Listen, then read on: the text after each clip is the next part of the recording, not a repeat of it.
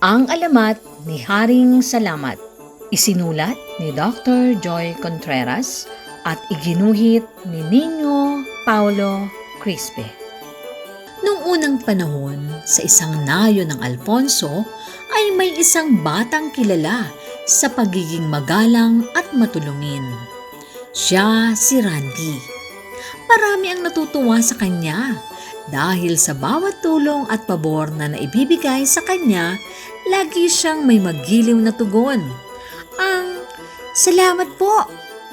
Kaya't malimit na tawag sa kanya ay si Salamat. Dahil sa kahirapan ng mga mamamayan sa nayon, bihira ang nakapupunta sa palasyo ng hari. Mahigpit din ang mga bantay. Tanging ang mga paham at ang mga may katungkulan sa palasyo lamang ang malayang makaharap ang hari. Para sa kanila, ang mga taong nakakabasa lamang ang maaaring yumaman at makaalis sa kahirapan. Alam ito ng lahat ng mamamayan, kaya't bawat isa ay nagpipilit mag-aral bumasa, subalit hindi naman nila alam kung paano ito gagawin. Sa paglipas ng panahon, natanim ito sa isip ni Salamat. Kahit siya ay binata na, ninais pa rin niyang makabasa upang yumaman at makatulong sa kanyang kababayan. Isang araw, habang naglalakad si Salamat, napatingin siya sa mga ulap at napatanong sa sarili, "Paano kaya ako matututong magbasa?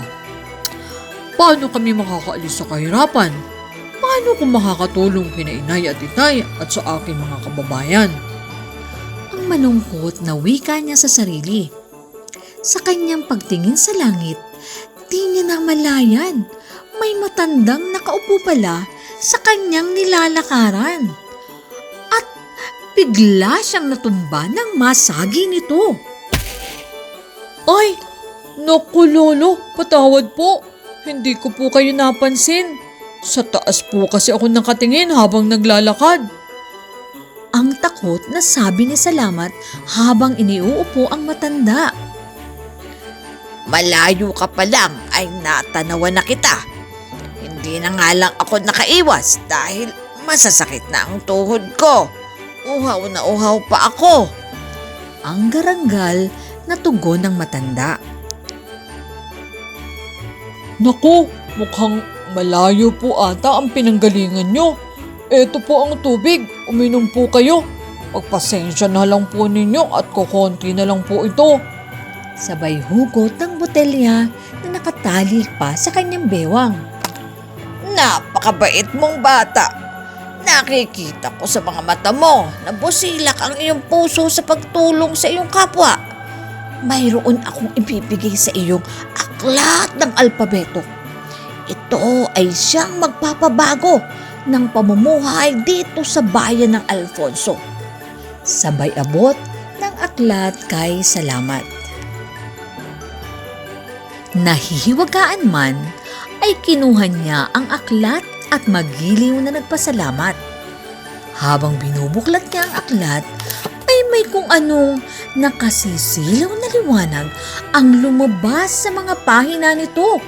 Kaya't nagtakip siya ng mga mata at nagulat na lamang siya nang gisingin siya ng kanyang nanay at may kaguluhan daw sa kalsada.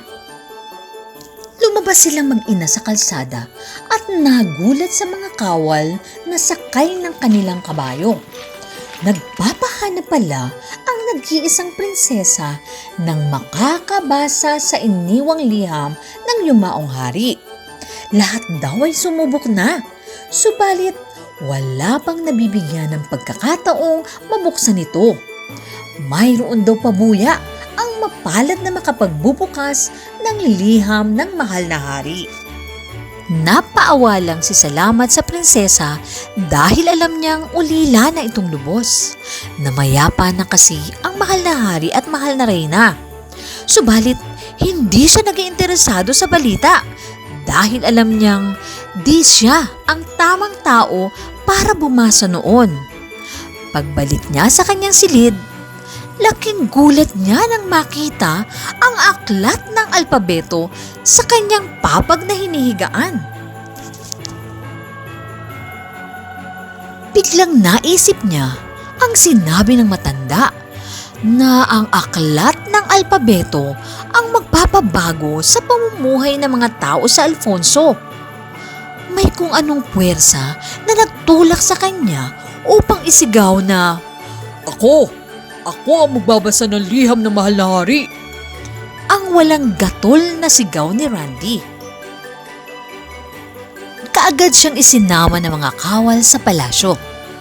Bumungad sa kanya ang magandang prinsesa na nakaupo sa trono. At nabighani siya sa maamong mukha nito. Ano ang iyong pangalan? Ang nakangiting bati ng prinsesa. Ako po si Salamat. Ay, Randy Salamat po, mahal na prinsesa.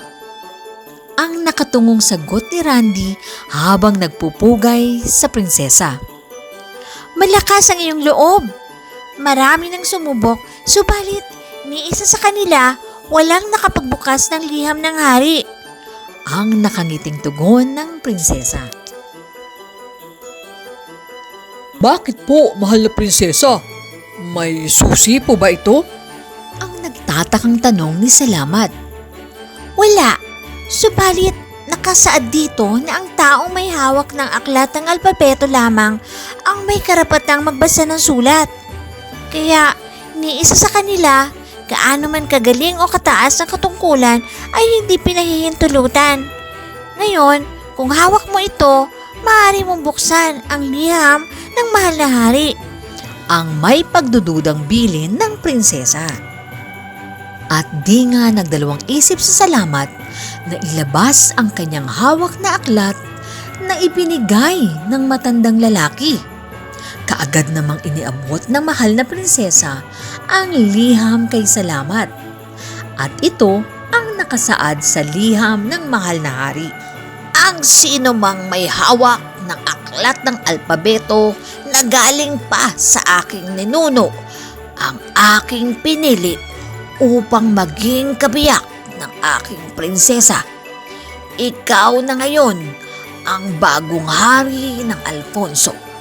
Salamat sa busilak mong puso. At mula nga noon, tinawag na siyang Haring Salamat. Silang mag-asawa na ngayon ang hari at reyna ng kaharian ng Alfonso. Binuksan niya ang palasyo para sa lahat. Nagpatayo siya ng maraming bahay-aralan upang ang mga bata ay makapag-aral magbasa. Naglunsad rin ng iba't ibang pangkabuhayan para sa mga mamamayan. Nagsimulang guminhawa ang buhay ng mga taga-Alfonso dahil na rin sa sipag, pagtutulungan ng mga tao at sa galing ng pamumuno ni Haring Salamat.